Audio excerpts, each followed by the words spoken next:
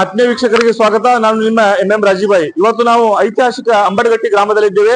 ಅಂಬಡಗಟ್ಟಿ ಗ್ರಾಮದ ಅಧಿದೇವತೆ ಆಗಿರತಕ್ಕಂತ ಹನುಮಾನ್ ದೇವಸ್ಥಾನದ ನೂತನ ಒಂದು ದೇವಸ್ಥಾನ, ಇವತ್ತು ಭವ್ಯವಾದಂತಹ ಒಂದು ದೇವಸ್ಥಾನ ನಿರ್ಮಾಣವಾಗಿದ್ದು ಅದರ ಲೋಕಾರ್ಪಣೆ ಕಾರ್ಯಕ್ರಮ ಅತ್ಯಂತ ಅದ್ದೂರಿಯಾಗಿ ನಡೀತಾ ಇದೆ.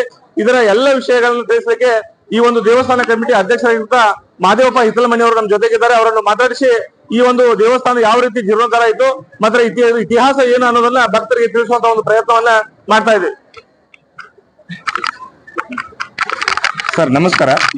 ಈಗ ತಾವು ಐತಿಹಾಸಿಕವಾಗಿರ್ತಂತ ಒಂದು ಹನುಮಂತ ದೇವರ ದೇವಸ್ಥಾನವನ್ನ ಜೀರ್ಣೋದ್ಧಾರ ಮಾಡಿ ಭಕ್ತರಿಗೆ ಅನುಕೂಲವನ್ನ ಕಲ್ಪಿಸಿದಿರಿ. ಈ ಒಂದು ಜೀರ್ಣೋದ್ಧಾರ ಕಾರ್ಯವನ್ನು ತಾವು ಯಾವಾಗಿಂದ ಆರಂಭವನ್ನು ಮಾಡಿದಿರಿ? ನಾವು ಕರ್ನಾಟಕ ರಾಜ್ಯದ ಬೆಳಗಾವಿ ಜಿಲ್ಲೆ ಕಿತ್ತೂರು ತಾಲೂಕಿನ ಚನ್ನಮ್ಮ ಕಿತ್ತೂರು ತಾಲೂಕಿನ ಅಮ್ಮಟಿ ಗ್ರಾಮದವನಾದ ಮಹದೇವ ಮಲ್ಲಪ್ಪ ಹಿತ್ತಲಮನಿ ಮಾಜಿ ತಾಲೂಕು ಪಂಚಾಯತ್ ಸದಸ್ಯರಾದ ನಾನು ಕರ್ನಾಟಕ ರಾಜ್ಯದ ಬೆಳಗಾವಿ ಜಿಲ್ಲೆಯ ಚನ್ನಮ್ಮ ಕಿತ್ತೂರು ತಾಲೂಕಿನ ಸುಕ್ಷೇತ್ರವಾದ ಅಮ್ಮಟಿ ಗ್ರಾಮದ ಬಹಳಷ್ಟು ಆಧ್ಯಾತ್ಮಿಕವಾಗಿ, ಸಾಹಿತ್ಯಿಕವಾಗಿ, ಶಿಕ್ಷಣ ಕ್ಷೇತ್ರದಲ್ಲಿ ಸಾಕಷ್ಟು ಮುಂದುವರಿಯುವಂತಹ ಗ್ರಾಮ ಇದು.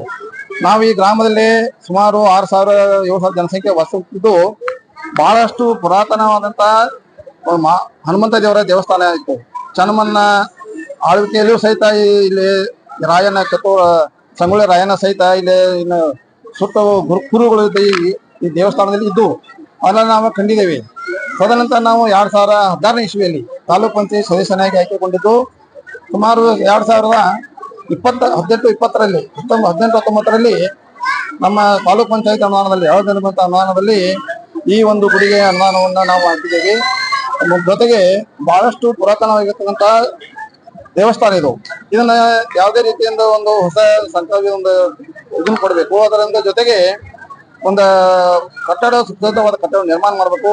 ಆಧುನಿಕವಾದಂತಹ ಸಾಕಷ್ಟು ಗ್ರಾಮಗಳು ಸುಧಾರಣೆ ಆಗುವಂತ ಕಾಲದಲ್ಲಿ ಇದೊಂದು ನಾವು ಸುಧಾರಣೆ ಮಾಡುವಂತ ಒಂದು ಸಂಕಲ್ಪವನ್ನು ಕೊಟ್ಟು 2020 ಇಸ್ವಿಯಲ್ಲಿ ಈ ಒಂದು ಜೀರ್ಣೋದ್ಧಾರ ಮಾಡೋ ಸಂಬಂಧ ನಾವು ಸಂಕಲ್ಪವನ್ನು ಕೊಡ್ತಾರೆ. ಗ್ರಾಮದ ಎಲ್ಲ ಹಿರಿಯರ ಜೊತೆಗೂಡಿ, ಯುವಕರ ಜೊತೆಗೂಡಿ ನಾವು ಒಂದು ನಿರ್ಧಾರ ಬಂದು ಆಗಿನ ಒಂದು ಸಮಯದಲ್ಲಿ ನಮಗೆ ಕಿತ್ತೂರು ತಾಲೂಕ್ ಪಂಚಾಯತಿಂದ 7 ಲಕ್ಷ ರೂಪಾಯಿ, ತದನಂತರ ಮತ್ತೊಂದು ಅನುದಾನದಲ್ಲಿ 8 ಲಕ್ಷ ರೂಪಾಯಿಗಳನ್ನ ನಾವು ಈ ದೇವಸ್ಥಾನಕ್ಕೆ ಕೊಟ್ಟಿದ್ದೀವಿ. ಜೊತೆಗೆ ನಮ್ಮ ಊರುಕೋಡ ತಾಲೂಕ್ ಪಂಚಾಯತ್ ಸದಸ್ಯರಂತ ಮೀನಾಕ್ಷಿ ಚಕಡಿಯವರು ಸಹಿತ 1 ಲಕ್ಷ ರೂಪಾಯಿ ಕೊಟ್ಟಿದ್ದಾರೆ. ನಮ್ಮ ಇಚ್ಚಿನಕಿ ತಾಲೂಕ್ ಪಂಚಾಯತ್ ಸದಸ್ಯರಂತ ಸಂಶಾದ್ ಬೇಗಂ ಜಮಾದಾರ್ ಇವರು ಸಹಿತ 1 ಲಕ್ಷ ರೂಪಾಯಿಯನ್ನು ಕೊಡೋದ್ರ ಜೊತೆಗೆ ಬಹಳಷ್ಟು ಈ ನಮ್ಮ ಚಿಕ್ಕೋಡಿ ಬೆಳಗಾವಿ ಜಿಲ್ಲೆ MLC ಆದಂತ ಮಾಂಟೇಶನ ಕೌಟಿಮಠ ಅವರು ಇವರು ಸಹಿತ ಆಗಿನ ಒಂದು ಸಮಯದಲ್ಲಿ 5 ಲಕ್ಷ ರೂಪಾಯಿಯನ್ನ ಈ ದೇವಸ್ಥಾನಕ್ಕೆ ಕೊಟ್ಟಿದ್ದಾರೆ. ಜೊತೆಗೆ ನಮ್ಮ MLA ಅವರು ಬಾಬಾ ಸಾಹೇಬ್ ಕಿತ್ತೂರಿನ ಜನಪ್ರಿಯ ಶಾಸಕರಾಗಿರ್ತಕ್ಕಂಥ ಬಾಬಾ ಸಾಹೇಬ್ ಪಾಟೀಲ್ ಅವರು ಸಹಿತ 10 ಲಕ್ಷ ರೂಪಾಯಿಯನ್ನ ನಮ್ಮ ದೇವಸ್ಥಾನಕ್ಕೆ ಕೊಟ್ಟಿದ್ದಾರೆ. ಜೊತೆಗೆ ಚಂದ್ರರಾಜ ಹಟ್ಟಿಯವರು ಸಹಿತ 5 ಲಕ್ಷ ರೂಪಾಯಿಗಳನ್ನ ಈ ದೇವಸ್ಥಾನಕ್ಕೆ ಕೊಟ್ಟಿದ್ದಾರೆ.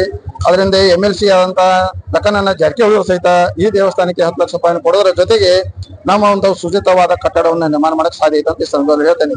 ಅದರ ಜೊತೆಗೆ ನಮ್ಮ ಗ್ರಾಮದವರಂತ ಅನಿಲ್ ತುಕೋಜಿ ಕುಲಕರ್ಣಿ ಅವರು ಸಹಿತ ದೂರದ 10,000 ಕಿಲೋಮೀಟರ್ ದೂರದ ಅಮೆರಿಕದಲ್ಲಿ ವಾಸಿಸುತ್ತಿದ್ದು ಈ ಒಂದು ತಾಯ್ನಾಡಿನ ಒಂದು ಅಭಿಮಾನಕ್ಕಾಗಿ 1,75,000 ರೂಪಾಯಿಗಳನ್ನ ಈ ದೇಣಿಗೆಯಾಗಿ ನೀಡಿದ್ದಾರೆ. ಜೊತೆಗೆ ನಮ್ಮ ಗ್ರಾಮದವರಂತ ಶರಣರಂತ ಮಾಂತೇಶೆ ರುದ್ರಯ್ಯ ಕೆರಿಮಠ ಇವರು ಸಹಿತ 2,50,000 ರೂಪಾಯಿ ಕೊಡೋ ಮಾಡೋದ್ರ ಜೊತೆಗೆ ಈ ಒಂದು ಬಹಳಷ್ಟು ಸಹಕಾರಿಯಾಗಿದೆ ಅಂತ ಈ ಸಂದರ್ಭದಲ್ಲಿ ಹೇಳಕ್ ಬಯಸ್ತೇನೆ.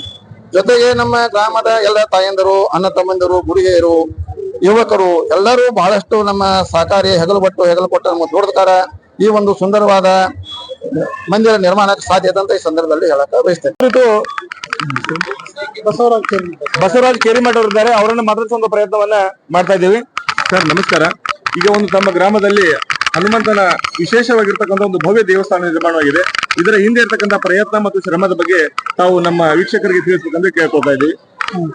ಮೊದಲನೇದಾಗಿ ನಮ್ಮ ಅಂಬರಗಟ್ಟಿ ಗ್ರಾಮದ ಶ್ರೀ ಮಂಡ್ಯ ಸರತಿ ವೀರೇಶ್ವರ ಮಹಾಸ್ವಾಮಿಗಳಿಗೆ ನಮಸ್ಕರಿಸುತ್ತಾ, ಅಂಬರಗಟ್ಟಿ ಗ್ರಾಮದ ಶ್ರೀ ಹನುಮಂತ ದೇವರ ದೇವಸ್ಥಾನ ಸುಮಾರು 200 ವರ್ಷಗಳ ಹಿಂದಿನ ದೇವಸ್ಥಾನ ಇದ್ದು ಇದು ಬಹಳ ಹಳೆ ಕಾಲದಿರೋದ್ರಿಂದ ಅದು ಬಹಳ ನಾದುರಸ್ತಿ ಆಗಿತ್ತು. ಅದನ್ನ ಕಟ್ಟಬೇಕಂತೇಳಿ ನಿರ್ಧಾರ ಮಾಡಿದಾಗ ನಮ್ಮ ಎಲ್ಲ ಅಂಬರಗಟ್ಟಿ ಗ್ರಾಮದ ಎಲ್ಲ ಕುರಿಯರು ಅದಕ್ಕೆ ಸಹಕಾರ ಕೊಟ್ಟರು. ಮೊದಲನೇದಾಗಿ ಫಸ್ಟ್ ಅನುದಾನವನ್ನ ಮಾನ್ಯ MLCಗಳಾದಂಥ ಕೌಟಿಗಿ ಮಠ ಸರ್ ಕಡೆಯಿಂದ ಪ್ರಾರಂಭ ಮಾಡಿ ನಂತರ ಎಲ್ಲ ಜನಪ್ರತಿನಿಧಿಗಳು ಶ್ರೀ ಮಾದೇವಪ್ಪ ಹಿತ್ಲಮಣಿ ಅವರ ಟಿಪಿ ಆಗಲಿ ಹಾಗೂ ಚಂದ್ರರಾಜ್ ಹೆಗ್ಗಳಿಯನ್ನಾಗಲಿ ಹಾಗೂ ಬಾಬಾ ಸಾಹೇಬ್ ಪಾಟೀಲ್ ಅವರು 2 ಸಲ ತಲಾ 5,000 ರೂಪಾಯಿ 5 ಲಕ್ಷ ರೂಪಾಯಿಗಳನ್ನ 2 ಸಲ ಹಾಕಿರೋರು. ಆಮೇಲೆ ಎಲ್ಲ ಗ್ರಾಮದ ಅನೇಕ ದಾನಿಗಳು ಕೂಡ ಒಂದು ದಾನವನ್ನ ಲಖನ್ ಜಾರಕಿಹೊಳಿ ಅವರು 10 ಲಕ್ಷ ರೂಪಾಯಿಗಳನ್ನ ಈ ದೇವಸ್ಥಾನಕ್ಕೆ ನೀಡಿದ್ರು ಅನುದಾನವನ್ನ. ಆಮೇಲೆ ಎಲ್ಲ ಒಂದು ಗ್ರಾಮದ ಶಕ್ತಿಯನ್ನು ಬಳಕೆ ಮಾಡಿಕೊಂಡ ಒಂದು ಸುಸಜ್ಜಿತವಾದ ಕಟ್ಟಡವನ್ನು ನಿರ್ಮಾಣ ಮಾಡಿದೆ. ಇದು ವಿಶೇಷ ಅಂದ್ರೆ ಇದು ದಕ್ಷಿಣಾಭಿಮುಖವಾಗಿ ಈ ಮಾರುತೇಶ್ವರ ಒಂದು ಶಕ್ತಿವಾನ ಮಾರುತ ಯಾರು ಆತನಲ್ಲಿ ಏನ್ ಬೇಡ್ಕೋತಾರಲ್ಲ ಅದನ್ನು ಕೊಡುವಂತ ಒಂದು ಶಕ್ತಿ ಆತನಲ್ಲಿ ಐತಿ ಅನ್ನುವಂತ ಒಂದು ಮೂರ್ತಿ ಬಹಳ ಹಳೆ ಕಾಲದ್ದು ಪ್ರಸಿದ್ಧವಾಗಿದೆ. ಅದಕ್ಕಾಗಿ ನಾವೆಲ್ಲರೂ ಅಂಬಡಗಟ್ಟಿ ಗ್ರಾಮದ ಎಲ್ಲರೂ ಸಹಕಾರ ಮಾಡಿದ್ದಾರೆ. ಯಾರು ಅದಕ್ಕೆ ಏನು ತೊಂದರೆ ಅದು ಏನು ಮಾಡಲಿಲ್ಲ. ಬಹಳ ಸಹಕಾರದಿಂದ ಈ ಕಾರ್ಯಕ್ರಮವನ್ನ ಈ ಒಂದು ಗುಡಿ ಕಟ್ಟೋದಾಗಲಿ, ಆಮೇಲೆ ಮೂರ್ತಿ ಪ್ರತಿಷ್ಠಾಪನೆ ಮಾಡೋದಾಗ್ಲಿ, ಆಮೇಲೆ ಈ 5 ದಿನಗಳ ಹೊರಗಿನ ಜಾತ್ರಾ ಮಹೋತ್ಸವ ಆಗಲಿ ಅತಿ ವಿಜೃಂಭಣೆಯಿಂದ ಈ ಅಂಬಡಗಟ್ಟಿ ಗ್ರಾಮದೊಳಗೆ ನಡೆದೈತಿ. ಯಾಕೆ ನಡೆದೈತಪ್ಪ ಅಂದ್ರೆ ಒಂದು ಗ್ರಾಮ ದೇವಿ ದೇವಸ್ಥಾನ ಜಾತ್ರೆ ಯಾವ ತರ ಮಾಡ್ತೇವಲ್ಲ ನಾವು ಅದಕ್ಕಿಂತ ಹೆಚ್ಚು ಖುಷಿಯಾಗಿ ಇಲ್ಲಿ ಜಾತ್ರೆಯನ್ನ ಮಾಡಿದೆವು. ಅದಕ್ಕೆ ನಮ್ಮ ಎಲ್ಲರ ಸಹಕಾರ ಐತಿ. ಇಲ್ಲಿ ಅವರು ಇವ್ರು ಏನದ ಎಲ್ಲ ಜಾತಿಯವರು, ಎಲ್ಲ ಜನಾಂಗದವರು, ಎಲ್ಲ ವಯಸ್ಸಿನವರು ಎಲ್ಲರೂ ಕೂಡ ಇದಕ್ಕೆ ಸಹಕಾರವನ್ನು ಮಾಡಿದರು. ಅದಕ್ಕಾಗಿ ನಾನು ಎಲ್ಲ ಅಂಬಡಗಟ್ಟಿ ಗ್ರಾಮದ ಎಲ್ಲ ಗುರುಗಳಿಗೂ ಹಾಗೂ ಎಲ್ಲ ಹನುಮಂತ ಇವರ ಭಕ್ತರಿಗೂ ಕೂಡ ನಾನು ಧನ್ಯವಾದಗಳನ್ನು ಅರ್ಪಿಸ್ತಾ ಇದ್ದೀನಿ.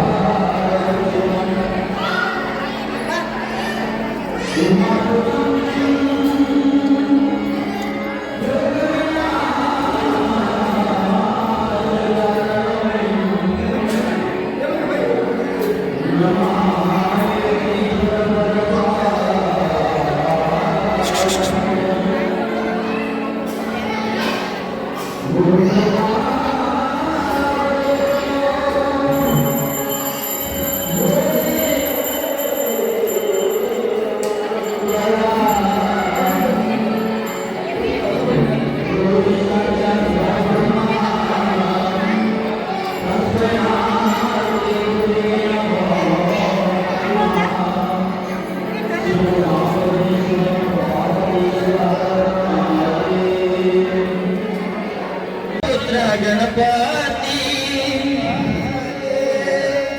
ಮೊದಲಿಗೆ ನುಡಿಯುವೆ ಗಣಪನ ನಿನ್ನ ಸ್ಫೂರ್ತಿ ಸಖಿಯರ ಮಾತಿಗೆ ಮಾಡಿ ಮಣ್ಣಿನ ಮೂರ್ತಿ ಪರಶಿವನ ಮನೆಯಾಗ ಗಣಪನ ಜನಪಾತಿ ಗಣಪತಿ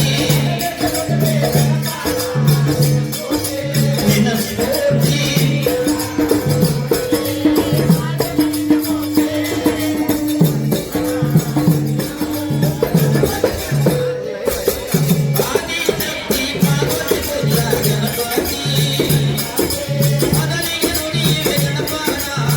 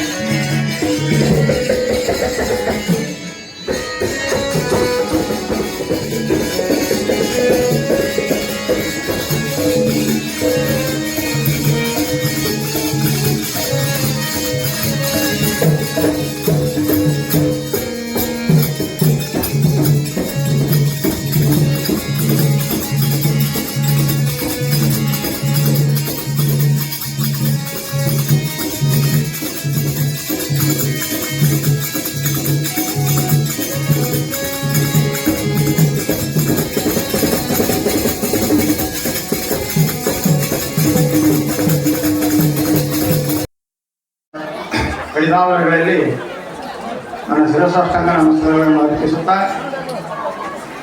ಇವತ್ತಿನ ದಿನ ಕಮ್ಮಟ್ಟಿ ಗ್ರಾಮದಲ್ಲಿ ನೂತನವಾಗಿ ನಿರ್ಮಿಸಲಾದ ಹನುಮಂತ ದೇವರ ಕಟ್ಟಡದ ಒಂದು ವಾಸ್ತು ಪೂಜಾ ಹಾಗೂ ಮೂರ್ತಿ ಪ್ರತಿಷ್ಠಾಪನೆ ಹಾಗೂ ಕಳಸಾರೋಹಣದ ಭವ್ಯವಾದ ಒಂದು ಸುಂದರವಾದಂಥ ಒಂದು ಸಂಭ್ರಮ ಆಚರಣೆ.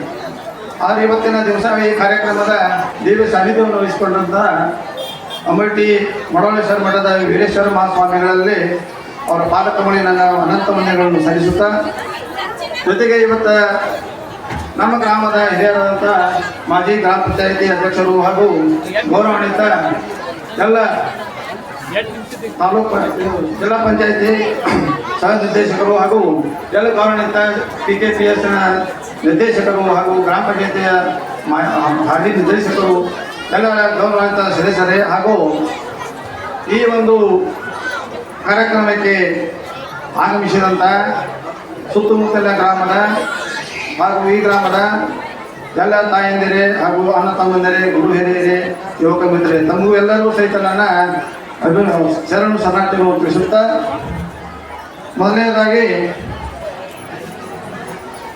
ಸಂತ ಶಿಶುನಾಳ ಸರಿಪುರ ಒಂದು ಕಡೆ ಬೈತಾರ, ಹನುಮಂತ ಹಾರಿದನು ಲಂಕ ಸುಟ್ಟು ಬಿಟ್ಟನು ಬಿಡು ನಿನ್ನ ಬಿಂಕ.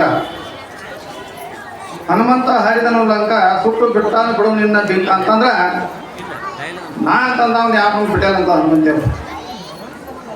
ಅಷ್ಟು ಪರಾಕ್ರಮಿ, ಅಷ್ಟೊಂದು ಜಗಜಟ್ಟಿ ಹನುಮಂತ ದೇವರು.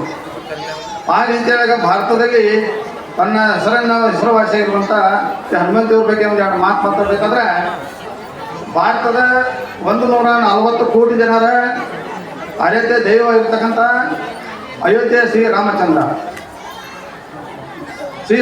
ಹುಟ್ಟಿದ್ದು ಅಯೋಧ್ಯೆಯಲ್ಲಿ.